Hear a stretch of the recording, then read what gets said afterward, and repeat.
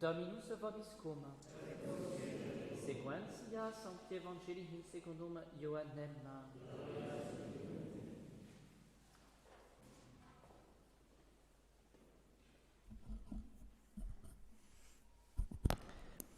Suite du Saint-Évangile selon saint Jean, 6 jours avant la Pâque, Jésus vint à Béthanie où se trouvait Lazare, qu'il avait ressuscité des morts. Là, on lui offrit à dîner. Marthe servait, Lazare était l'un des convives. Marie prit une livre de parfum de nard pur et précieux, et elle le répandit sur les pieds de Jésus, les essuya avec ses cheveux, et la maison s'emplit de l'odeur du parfum. Judas l'Iscariote, l'un de ses disciples, celui qui devait le livrer, dit alors « Pourquoi ne pas avoir vendu ce parfum 300 deniers que l'on aurait donné aux pauvres ?» Il ne disait pas cela par souci des pauvres, mais parce que c'était un voleur et que, tenant la bourse, il dérobait ce qu'on y mettait. Jésus dit alors « Laisse-la.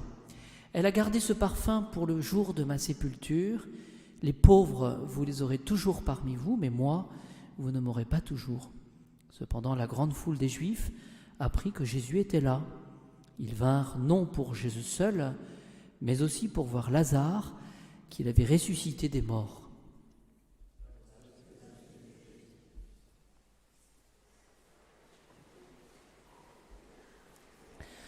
La grande idée, bien chers amis, qu'il faut retenir ce soir, alors que nous sommes au lundi saint, c'est que le Christ Jésus est sauveur. Et donc s'il est sauveur, il vient pour nous pécheurs, et que le Seigneur nous demande de toujours garder confiance.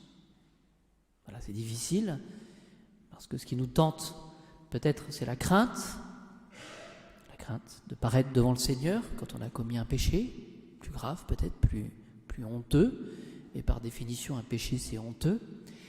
Et ce que nous devons craindre aussi, c'est de désespérer finalement de la miséricorde du Seigneur. Et nous retrouvons cette idée dans le prophète Isaïe. Le Seigneur Dieu viendra me défendre, c'est pourquoi je n'ai pas connu la honte. C'est pourquoi j'ai rendu mon visage dur comme la pierre. Je sais que je n'aurai pas de honte. Il est proche, celui qui me justifie. Donc c'est vraiment la conviction qu'il faut demander au Seigneur, bien évidemment pour, toute notre vie, et spécialement pour les confessions que nous faisons. On peut être tenté, encore une fois, de retarder une confession, peut-être de ne pas dire les choses, simplement avec humilité. Il y a le poids de cela. C'est pour toute notre vie, mais spécialement pour le moment de notre mort, où le Seigneur nous demandera vraiment de poser un acte de foi dans sa bonté, dans sa miséricorde, parce qu'à ce moment-là, il faudra lui donner tout ce qu'on a de plus cher, toute notre être, toute notre vie, avec ses vicissitudes. Voilà. C'est ce qu'avait compris Marie-Madeleine, entre parenthèses. C'est ce qu'avait compris Marie-Madeleine. Alors je voudrais vous donner simplement, pour ce chapitre 12 de Saint Jean, quelques points de repère. Tout d'abord, Jésus, il est à Béthanie. Alors pourquoi Béthanie ? Eh bien, tout d'abord parce qu'il y avait la famille de Lazare, il y avait Marthe et Marie, et on le sait, c'est une famille que Jésus affectionnait plus particulièrement. Mais est-ce que c'est juste de ne retenir que cela ? Eh bien non, parce que finalement, à Béthanie, il y avait eu la résurrection de Lazare. Et Jésus, avant d'aller à Jérusalem pour son sacrifice, il s'arrête à Béthanie pour, quel est le terme qui est utilisé ? Il est là pour que finalement, voilà, je vais retrouver le terme, que la résurrection de Lazare s'imprime plus profondément dans la mémoire de tous. C'est-à-dire que c'est vraiment pour que tous puissent se souvenir d'abord que Jésus est le Fils de Dieu, qu'il est tout-puissant, et surtout qu'il donne la vie, qu'il restaure la vie, il la redonne, cette vie. D'ailleurs, entre parenthèses, ça devait être assez original parce que Lazare, finalement, c'est une des rares personnes qui est morte 2 fois. Nous, ça nous arrivera qu'une fois de mourir, a priori. Ouais, mais lui, il va mourir 2 fois. En attendant, vous voyez ce que disent les pères de l'Église ? Pour que la résurrection de Lazare s'imprime plus profondément dans la mémoire de tous, la vie. On va suivre Jésus pendant sur son chemin de la croix, avec toutes ses avanies, ses humiliations, ce scandale aussi de la mort sur la croix réservé pour les scélérats, pour les criminels. On le dit d'ailleurs dans l'Évangile, beaucoup crurent, et en particulier les apôtres et les disciples, crurent en lui, mais après la résurrection. Ouais. Et c'est pas faute, justement, pour Jésus, d'avoir anticipé sur les choses. Donc voilà. Donc, Béthanie, avant d'aller à Jérusalem. Lazare était donc vivant. Il parlait, dit saint Augustin, il mangeait. La vérité se montrait au grand jour, la vérité de la nature de Jésus, Fils de Dieu. Et, alors c'est saint Augustin qui parle, parce qu'il faut faire attention maintenant, l'incrédulité des Juifs était confondue. Vous voyez, ils ne voulaient pas croire. Ils ne voulaient pas croire. Et pourtant, Jésus a tout fait. Ça, c'est le premier point. Le deuxième point, je l'ai pris à la suite de saint Jean Chrysostome. Pourquoi est-ce que Marie-Madeleine va verser le parfum ? On parle d'une livre de parfum de nard pur et précieux. Alors, il faut savoir que chez les autres évangélistes, il est question de la tête de Jésus et pas seulement des pieds. Alors, les commentateurs disent que certainement, saint Jean, dans son évangile, retient les pieds, mais sous-entend la tête. Voilà, la tête et les pieds. En tout cas, pourquoi ? Pourquoi ?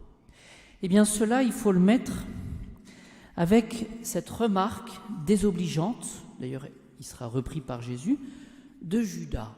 Qu'est-ce qu'il fait Judas ? Il dit, pourquoi, diantre, pourquoi avoir choisi un parfum si pur et si précieux pour les pieds de Jésus ?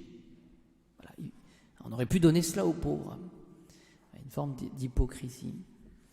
La réponse de saint Jean Chrysostome, pour nous aider à bien comprendre les choses, c'est que Marie-Madeleine avait compris qu'elle s'approchait non pas d'un homme seulement, mais de Jésus comme Dieu et homme. Alors pourquoi cette distinction est-elle importante ? Parce que, j'ai eu l'occasion d'en parler déjà la semaine dernière, on pense bien sûr à Judas, mais on pense aussi à Pierre. Pierre, lui, a trahi Jésus. Mais souvenez-vous, lorsqu'il était entouré des serviteurs et des servantes, d'ailleurs, il avait nié connaître Jésus avec imprécation, avec serment, donc il avait vraiment trahi Jésus. Eh bien, qu'est-ce qui s'est passé ? Eh bien, Jésus s'est retourné et l'a regardé avec amour. Et Saint Pierre, les pères de l'Église disent qu'il avait gardé la foi. Il croyait en Jésus, Sauveur, capable de lui pardonner. Il n'y a pas de limite à la miséricorde. Quel est le problème de Judas ? J'insiste, j'en ai parlé déjà aussi, mais pourquoi est-ce que j'insiste ? Parce que c'est une tentation qui nous guette. Judas, lui, quand il a trahi, qu'est-ce qu'il a fait ? Il a rendu ses 30 pièces d'argent. Mais seulement les pères de l'Église nous disent que Judas avait perdu la foi en Jésus. Il ne voyait qu'un homme dans la personne de Jésus. Et quand on est trahi, un homme, qu'est-ce qu'il essaie de faire ? De se venger. C'est trop dur d'être trahi par ceux à qui on a tout donné. Voilà. Mais il avait oublié, Judas, il n'avait plus cette foi dans le Sauveur, que le Sauveur, il nous a donné tout. Il nous a donné sa vie. Vous voyez, saint Augustin, cela nous l'avions dans le bréviaire ce matin, Dieu nous a donné Jésus, et qu'est-ce qu'il a fait, Jésus ? Il est mort pour nous, par la main des hommes, à qui il avait fait du bien. Et cela sert, alors je passe un peu à autre chose, mais je pense que c'est intéressant, Jésus voyez, pour que nous ayons cette foi en lui, en tant qu'homme, personne du Christ, mais comme Dieu. Saint Augustin nous dit qu'il est mort par la main des hommes ingrats, et donc ne craignons pas, dit Saint Augustin, de ce qu'il ne peut nous donner, la vie, parce qu'il nous a donné sa mort. Alors tout ça pour dire que, vous voyez, Sainte Marie-Madeleine, elle avait cette foi dans la divinité de Jésus-Christ. Et c'est pour ça qu'elle va verser du parfum. Vous voyez, elle annonçait déjà la mort de Jésus. Elle essuyait avec ses cheveux parce qu'elle vénérait Jésus, qui était Dieu. Voilà. Donc gardons cet esprit de foi. Ma conclusion n'est pas compliquée, c'est ce verset, c'est que la maison fut remplie de l'odeur du parfum. Vous voyez, c'est ce qui est dit. Elle le répandit sur les pieds de Jésus, les essuya avec ses cheveux, et la maison s'emplit de l'odeur du parfum. C'est-à-dire que il y a c'est à foison que l'action de Jésus se fait. Vous voyez, on dit bien que le bien, il se répand. Vous voyez, et ça doit nous aider, ça, pendant cette semaine sainte, mes chers amis, si nous avons cette pureté d'intention, si nous avons cette volonté de servir le Seigneur en dépit de nos faiblesses, eh bien cela se verra et cela donnera envie aux hommes et aux personnes qui sont loin du bon Dieu, eh bien de vouloir le suivre. Et je cite saint Paul dans sa deuxième lettre aux Corinthiens, chapitre 2, verset 16. Voici ce que dit saint Paul. Aux uns, certains hommes, nous sommes une odeur de mort pour la mort. Et aux autres, nous sommes une odeur de vie pour la vie. Ça, c'est intéressant, ça aussi, de voir. C'est qu'en fonction du témoignage que nous apporterons, je répète, aux uns, nous sommes une odeur de mort pour la mort, et aux autres, nous sommes une odeur de vie pour la vie. Et la maison s'était remplie de parfums.